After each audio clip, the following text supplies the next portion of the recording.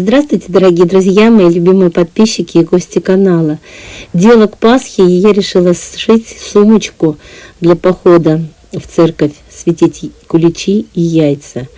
У меня две полоски ткани длиной 85 сантиметров, тоненькая 6 сантиметров, а широкая 20 сантиметров. Я их сшиваю между собой. Заглаживаю на темную сторону, с другой стороны проглаживаю все, чтобы все было ровно, красиво. У меня получается ширина 24 с копейками и 2 миллиметра. И беру ткань, которую не жалко. Если честно, я очень долго выбирала, какую мне не жалко. И кусок поролона. Можно, если у кого нет поролона, то с синтепоном. Но в этом случае, наверное, стягать почаще придется. У меня поролон. И я его выкроила таким образом, чтобы у меня он был меньше моей верхней заготовки на сантиметр всюду. То есть с каждого края минус сантиметр. Чтобы у меня швы не были толстыми, чтобы мне удобно было шить, не напрягать машинку. Скалываю сэндвич вот из этой нижней ткани, поролона и верхней ткани. И я буду стягать свою заготовку. Если у вас синтепон, то почаще.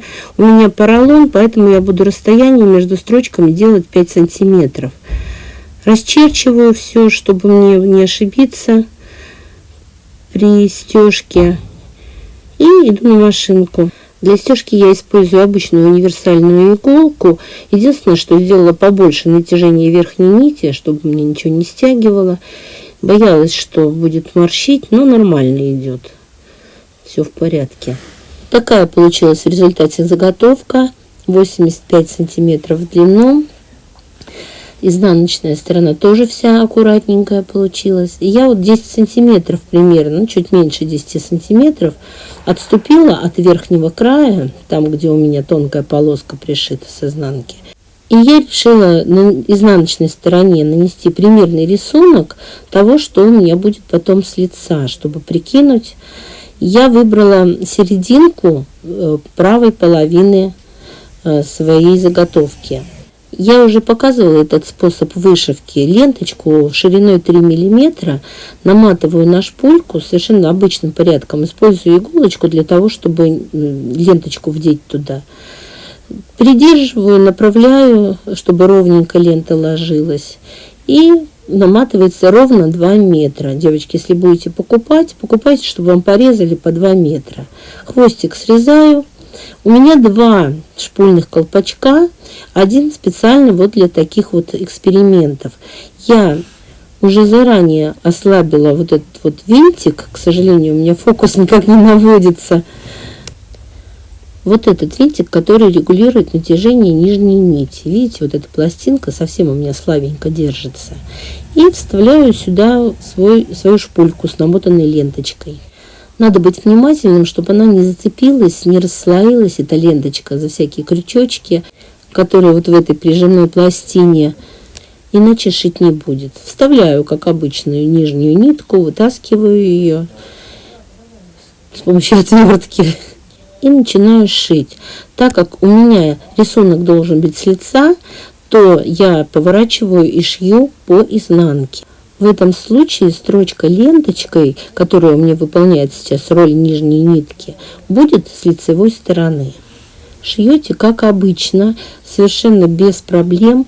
Главное вовремя менять ленточку, потому что всего 2 метра на шпульке, надо это учитывать.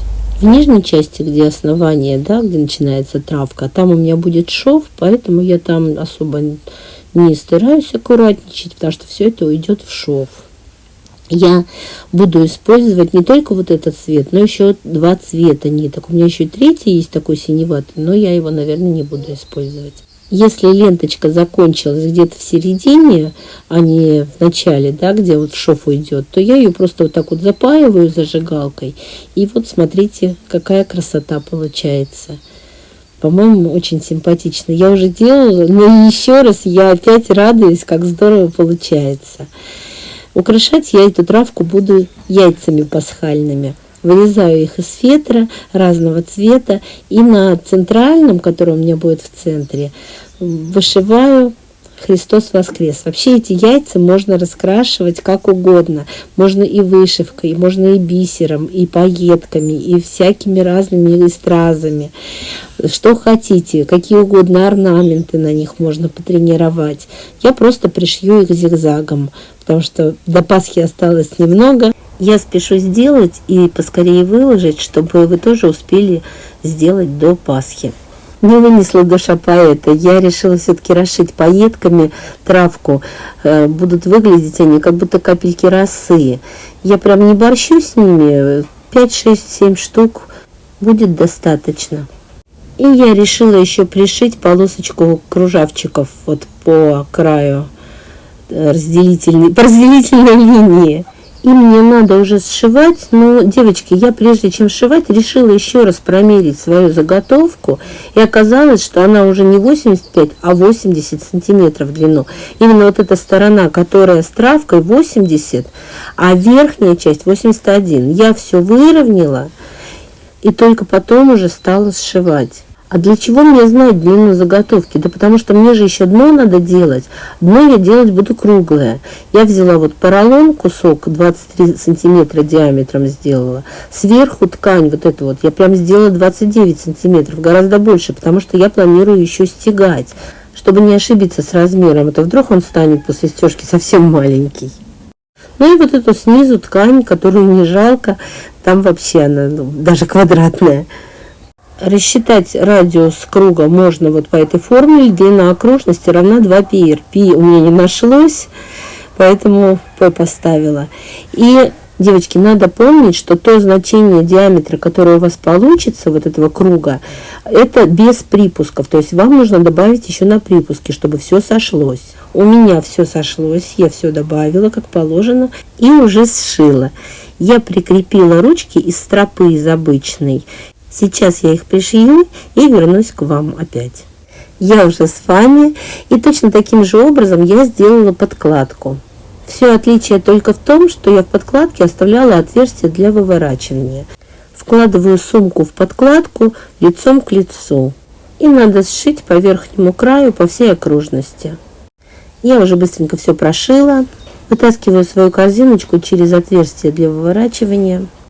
И мне осталось только зашить отверстие для выворачивания и прошить строчку по краю, чтобы не выворачивалась подкладка. Посмотрите, какая милота в результате получилась. Дно круглое, я уже туда померила свое блюдо для кулича. Оно прямо ровно по размеру получилось.